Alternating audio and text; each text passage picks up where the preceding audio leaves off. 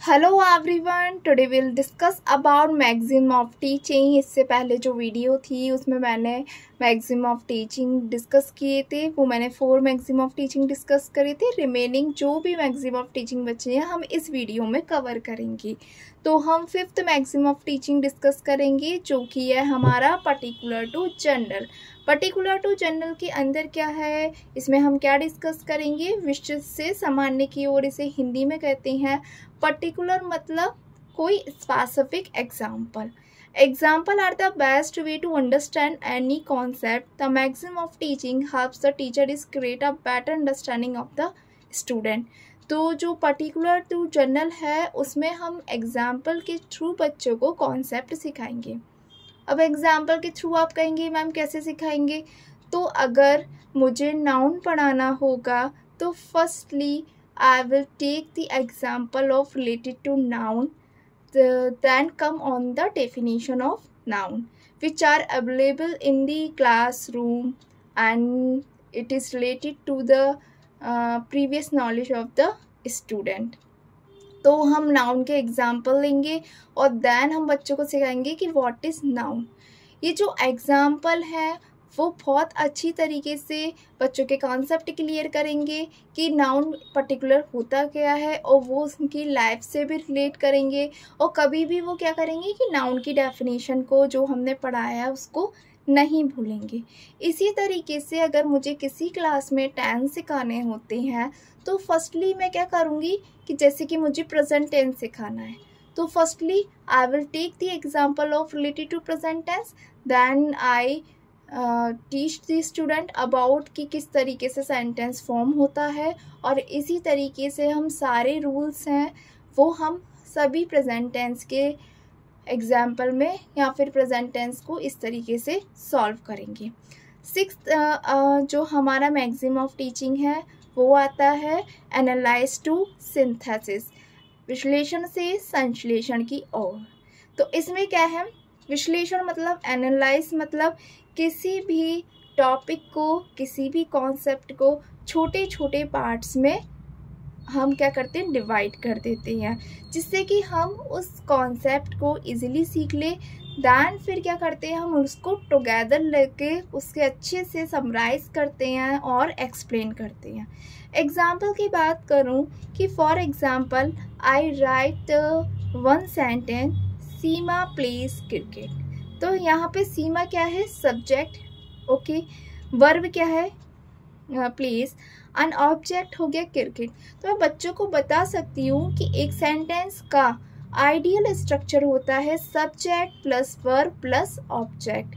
इस तरीके से हम आगे भी कोई भी सेंटेंस करेंगे तो हमें फर्स्टली सब्जेक्ट लिखना होगा, देन हम वर्ब लिखते हैं और देन हम object. It is a sequence of the कह सकते हैं ऑब्जेक्ट सेंटेंस, या फिर it is a structure of the sentence.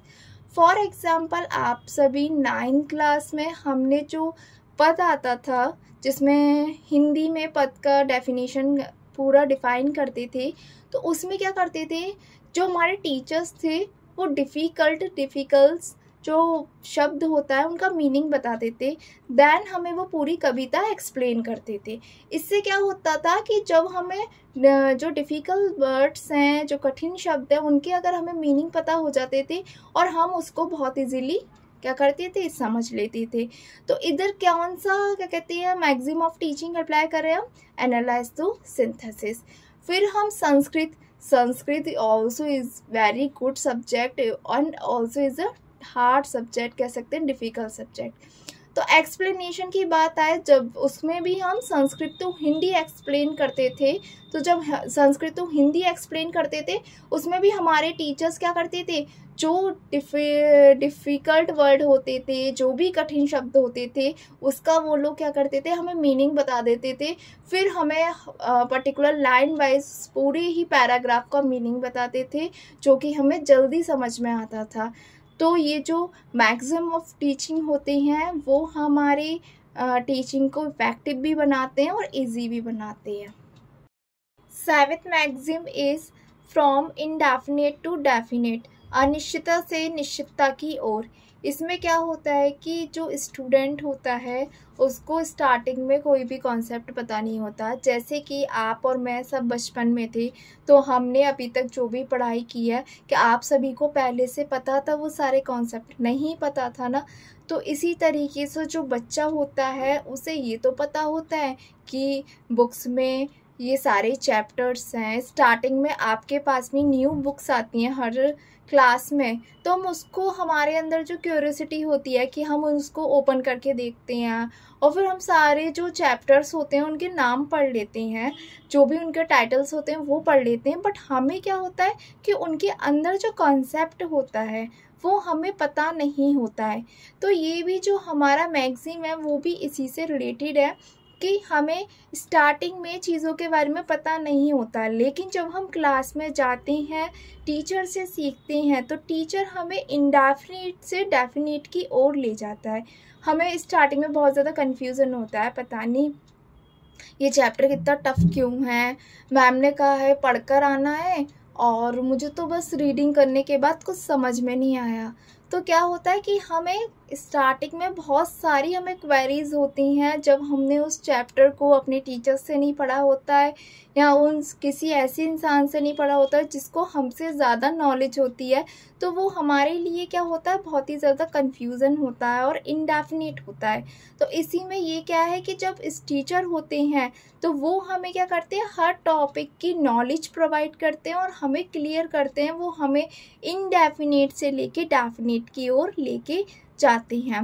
8 number का मैक्सिम है फ्रॉम इंडक्शन टू डिडक्शन की ओर।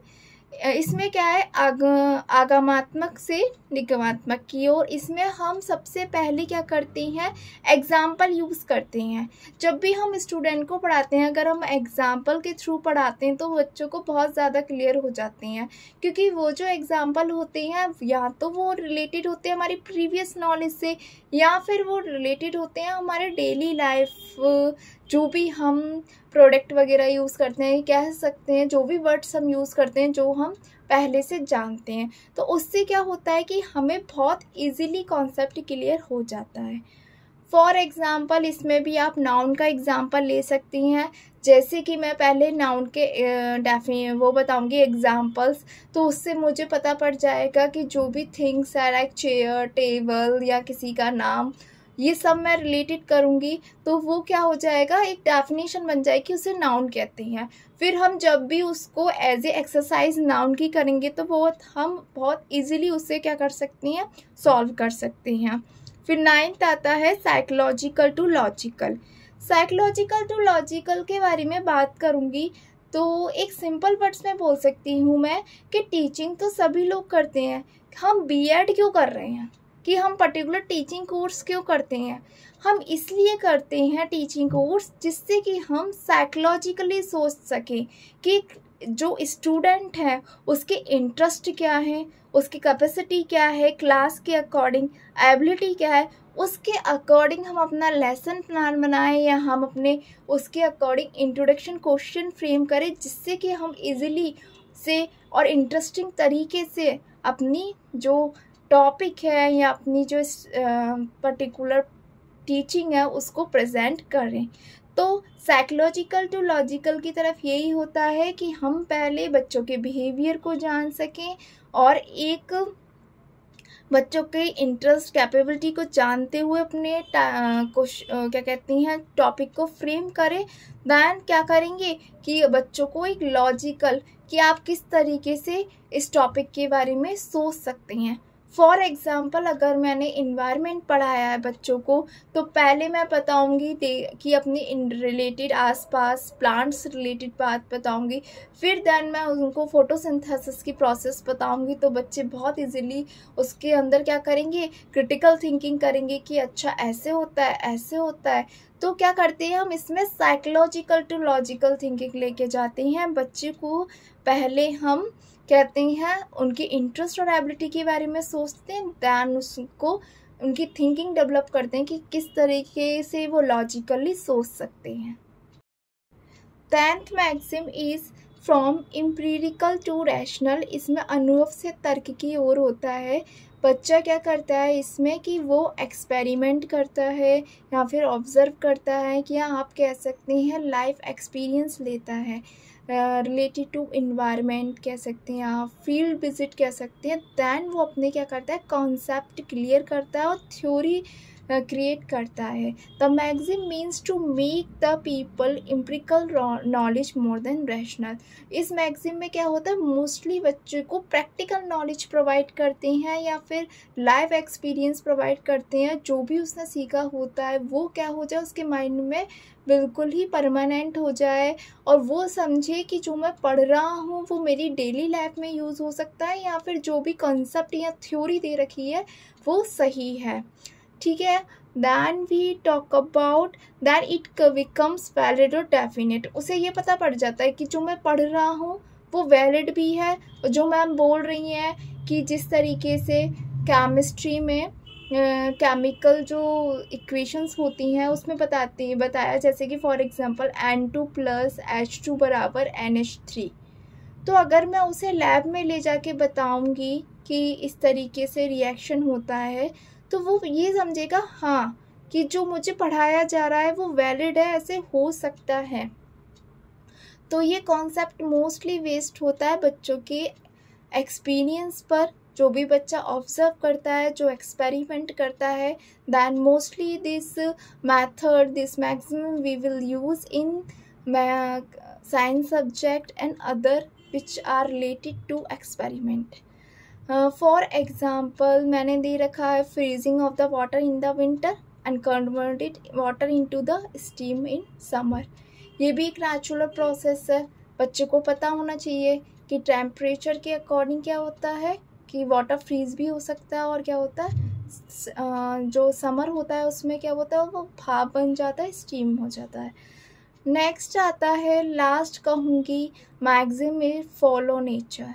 ये बहुत ज़रूरी है कि जो हम बच्चे को नॉलेज प्रोवाइड कर रहे हैं it will be related to be the nature of the environment कह सकते हैं society. To regulate the education of the people according to his nature, resource of education should be based on. जो भी हम resource use कर रहे हैं बच्चों की टीचिंग में, फॉर एग्ज़ाम्पल हम एक्टिविटी करते हैं वो बच्चे के ऑल ओवर डेवलपमेंट की बात करता है और वो जो प्रिंसिपल बेसिस होना चाहिए फिज़िकल और मेंटल डेवलपमेंट। ये बहुत ज़रूरी है कि बच्चे की जो भी स्टडी हो रही है वो किससे रिलेटेड होनी चाहिए, उसके फिज़िकल और मेंटल डेवलपमेंट से रिलेटेड होनी चाहिए और नेचर को फॉलो करते हुए। Thank you for watching this video.